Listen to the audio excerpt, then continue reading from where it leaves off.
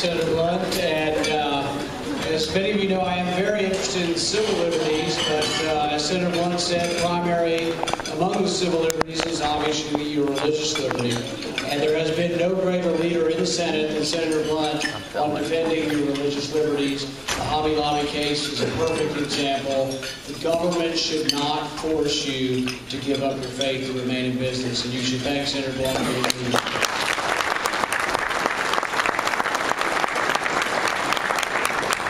So there was a little girl, and she wanted $100, and she said, well, I'll just send a letter to God. Dear God, I'd like $100. I'll do good things with it. So she sent the letter, but the postmaster didn't know what to do with it. So the postmaster got it, said, well, that's cute. What do we do with it? He said, I'll send it to the president. So the president gets the letter, and he's like, wow, that's kind of cute. Let's send the girl $5. She'll think that's a lot of money. So the girl gets the $5. She's a little bit underwhelmed. But her parents said, always write a thank you, so she wrote a thank you. She said, Dear God, thanks for the money, but next time don't send it to Washington. They stole $95.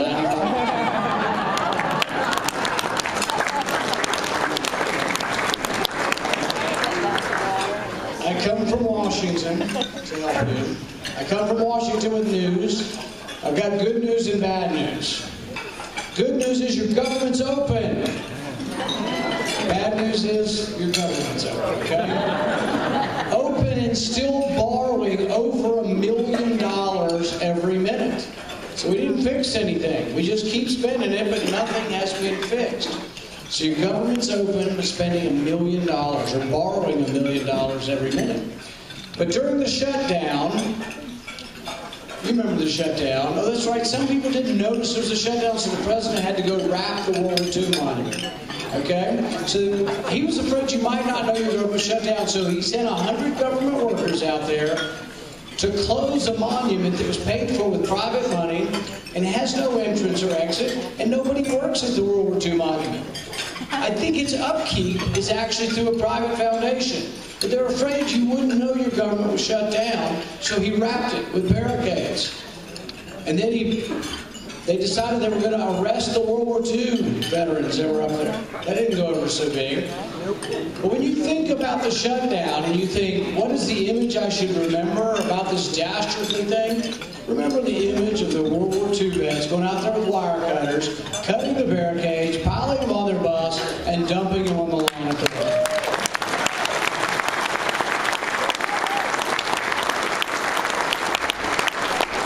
Said he and I were sworn in the same day, and I'm new up there, and so I'm learning about government. So when the shutdown happened, they sent me a note, and they said, you can determine who's essential and who's unessential. So this is fascinating. We're really going to get to the heart of what we should be doing up here and what we shouldn't be doing up here. And then I looked at the different agencies. EPA, they turned their list in. 95% unessential. It's like there's a lesson here, guys. 95% unessential. But here's the interesting thing. They're going through the EPA list, 95% unessential. They come across a guy named Jonathan Beal. He'd worked there for 11 years. He was an important guy. In fact, every one of his performance reviews for work, he'd gotten raises for 11 years. But it turns out when they were looking for him to try to let him know if he was essential or unessential, nobody could find him. So they went to his boss and they said, where is he? We looked at the enrollment records and the attendance rate hadn't been here for 6 months. And they said, he's a CIA agent. And they were like, really? He works at the EPA and he's a CIA agent? They said, yeah, that's what he told us. And they said, well, did anybody ever check? So they called the CIA, and apparently he's not a CIA agent, but he's been taking 6 months a year off for the last 11 years. So here's the way I imagine Jonathan Beal. Laying by the pool in his chaise lounge with a beer, his boss calls and says, are you coming in? Jonathan, no, I'm in Istanbul. I'm on a secret assignment in Istanbul. Can't come in. Won't be in for a few more weeks. He apparently was running up great tabs at their expense. But here's the real kicker. You know what his expertise was? You know what he was in charge of? Global warming. So you think there would have been a lesson over this. There wasn't much lesson learned. We just go blindly on our way. In 2011, we had a big battle over the debt ceiling, and we got something that was called the sequester. And the sequester was a slowdown in the rate of growth of government, with caps that were placed on spending. The government doesn't really have a flat baseline. You would imagine that would make sense, but they don't. The baseline of government goes up like this. So we got the sequester, and the sequester changed spending from here to here. In fact, the chart was all over Fox News, but as you saw, there's almost no white space between what we were spending and what we were spending under the sequester.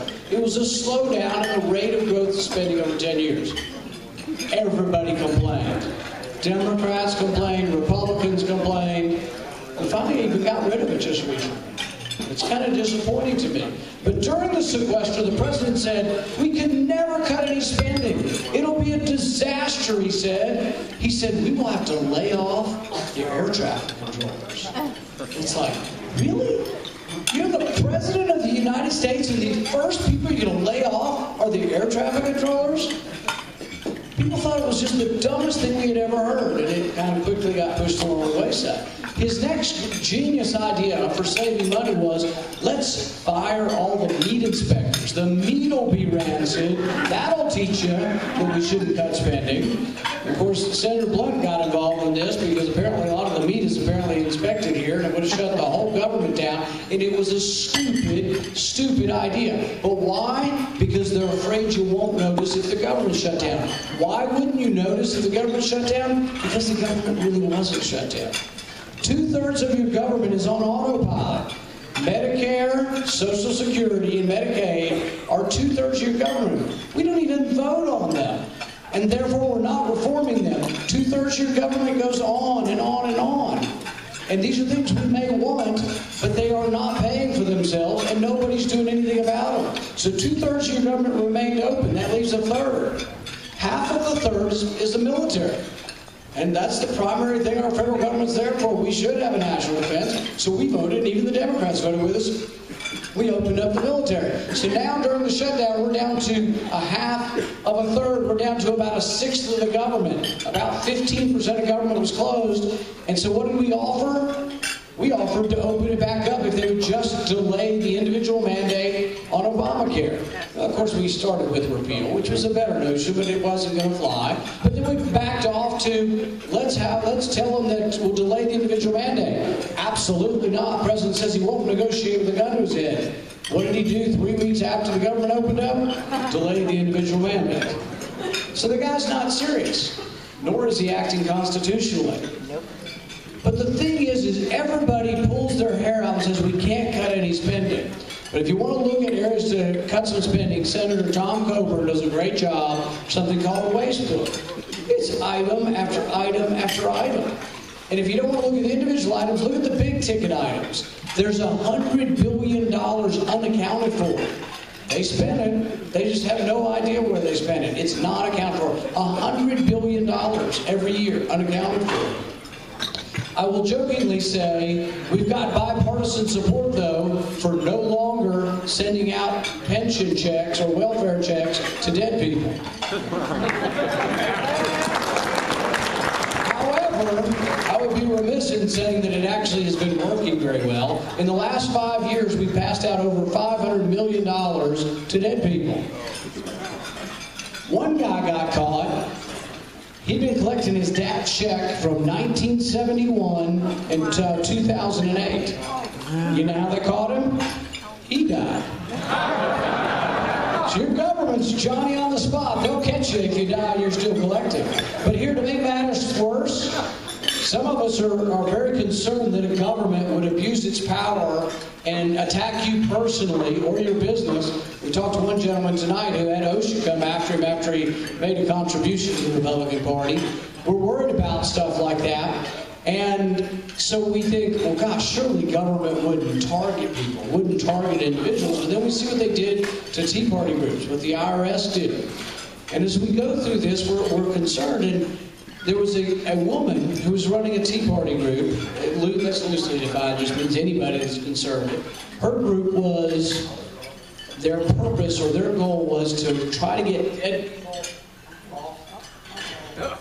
He's messing with my mic. To get dead people off the voting rolls. I think they should have given her a medal. You know what they gave her? Personal audit by the IRS, business audit by the IRS, the ATF showed up. The FBI interviewed her 17 times. Her name's Catherine Engelbright, and she was wanting to restore the vote to get dead people off the rolls. So we're sort of a long way away from trying to fix the system. I think the people are ready, but when you go to Washington, the legislature is at least a decade behind. We're not there yet, so we need more voices. We need you calling, writing. We need more pressure on Washington to try to do the right thing.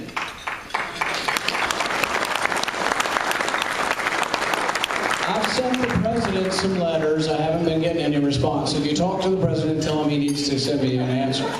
I gave him some suggestions for where we cut things. First, let's find where the $100 billion is that's unaccounted for. Second, I said, why don't we just not rehire federal workers that retire? That's $6 billion a year.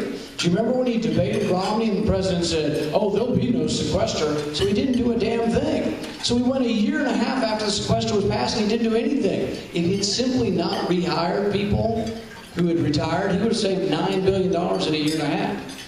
We sent him another suggestion. We said, why don't we have competitive bidding? And you may scratch your head and say, well, certainly they take the lowest bid. Well, they kind of do and they kind of don't. They take the lowest bid, but when you bid on a federal project, it has to be prevailing wage, which may be a union wage in Chicago that has nothing to do with the carpenter or electrician's wage in Springfield. So we end up paying 20, 30% extra on these federal projects. There's all kinds of ways you could save. But he wasn't listening. So I decided maybe we'd shame him with a few things. We spent $500,000 last year developing a menu for Mars. It was a great job. If you've got a 26-year-old kid living in your basement, you want to get him a job? $5,000 stipend, 2 weeks in Hawaii, all expenses paid. It's very difficult to get, though. The prerequisite for getting this, you have to like food. So what did a bunch of college kids come up with who were sent to Hawaii for 2 weeks to think of what kind of food we should have on Mars? Pizza. In the NASA budget, we spent $125,000 developing a 3D printer to make pizza. I wonder if the next thing they'll study is how to get the 3D printer sent to Mars. We spent $3 million to put a shrimp on a treadmill, and the question was, if a shrimp is sick and not so healthy, will they be less likely to exercise on the treadmill? I think it's secretly part of Michelle Obama's Let's Move campaign. Part of the reason what happens with government is it runs amok. Well-intentioned things just kind of go overboard. Should there be some permits and some rules and regulations? Yeah, we can probably tolerate it. Anybody remember the John and Judy Dollarite family? They're from Nixon, Missouri. They wanted to teach their 14-year-old kid about having a small business. They gave him some rabbits, and you know when rabbits get together, you get more rabbits. So all of a sudden he had a business, and they were thriving pretty well. And they go to church with somebody from the USDA, so they ask him, what kind of permit do we need? And he said, the permit you got's fine. They get an audit, or they get a surprise visit. Apparently there's a surprise visit from the USDA, and you know they're armed. They have a SWAT team. Why does the USDA have a SWAT team? So they show up at the farm and they say, we've got the wrong permit. They say, well, we asked the local office and they told us the right permit. They said it would be a $90,000 fine. But they said, we're the government and we're very open to helping you pay. We take credit cards. But if you don't pay within 30 days, your bill will be $3.1 million. This went on for 2 years. So ridiculous that finally the USDA backed down. But you know, to add insult to injury, you know what they did at the very end? This is a farming family. I don't know how big Nick's is. I'm guessing it's a small farming community. They sent them a letter in the very end saying, we will not fine you the $3 million, but you have to make a promise never to have anything to do with farm animals again. What kind of insult to get your government so meddlesome, so abusive, and then to tell a farming family they can't be involved with animals? The bunny stories can go on. I'll give you another bunny story. Marty the magician has one bunny, okay? He does children's shows and he goes from school to school. He has one bunny. He got a letter in the mail and said he has to have an evacuation plan in times of natural disaster for his bunny. If he does not have this, it'll be a $25,000 fine. He has to carry this with him everywhere he goes with the bunny. And he got kind of annoyed. So the USDA regulator was in his face and he said, I have to have a permit, an evacuation plan. I'm subject to surprise visits at my birthday parties. But if I hold this bunny up in front of the kids and shoot it and eat it in front of them, I don't need a permit. Yes, that's correct. For meat, you don't need this permit. You don't have to have a disaster plan if you're going to eat the bunnies. We have gone just crazy with stuff. And some of it's well-intentioned. The Clean Water Act says you can't discharge pollutants into the river. I agree with that. I'll bet you most Republicans do. You should not have a chemical company and dump chemicals in the Mississippi River. You should be prevented, you should be fined, and you should have to pay a penalty if it happens accidentally. However, a well-intentioned regulation like that morphed into, we now define dirt as a pollutant, and we define your backyard as a navigable water. Things just went crazy. We went overboard on these things. I'll finish here pretty quickly because I could go on and on. I have 13 hours, right, Roy?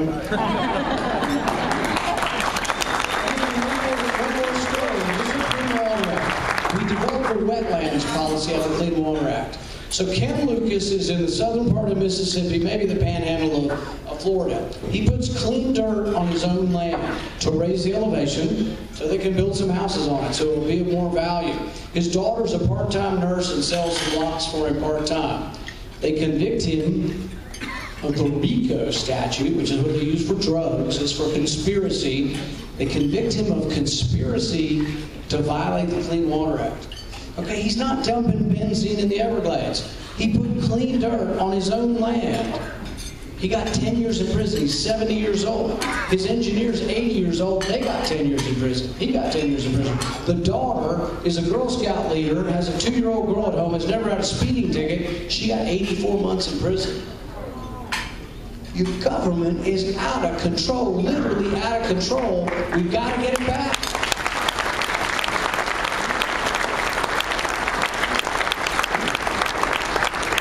The way we get it back, though, is by having a bigger party, okay? We need a bigger party. We need a party that looks like America. We need a more diverse party. I tell people it's got to have people with tattoos and without tattoos, with earrings and without earrings. Ponytails, I saw somebody here with a ponytail, a guy with a ponytail. That's okay. We're going to look like the rest of America, but it also means black, white, brown. We need to be a more accepting party.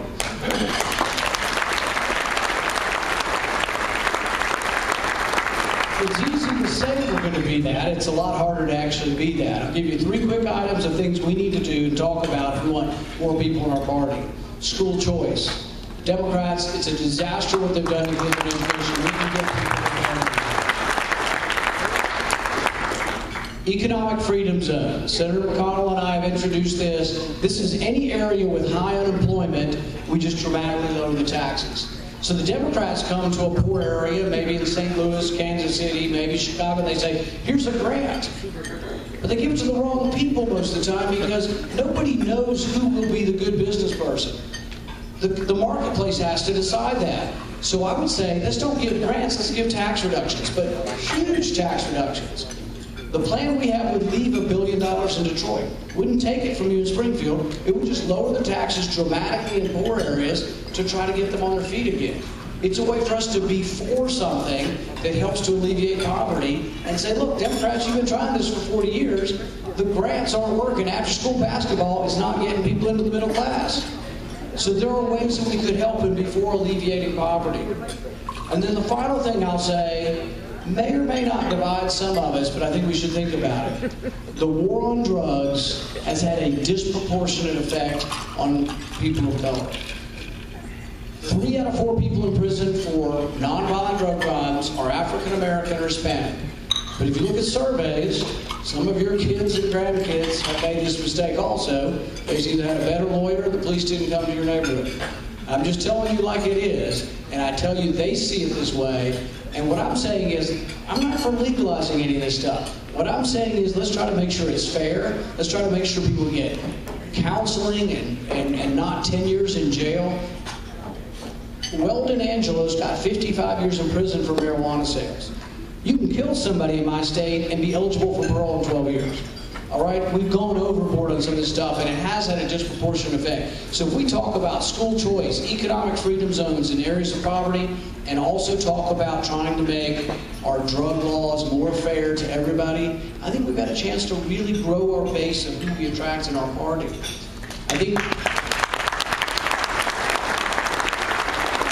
we need to do it with optimism. We need to do it. We need to proclaim our message such that it brings new people in.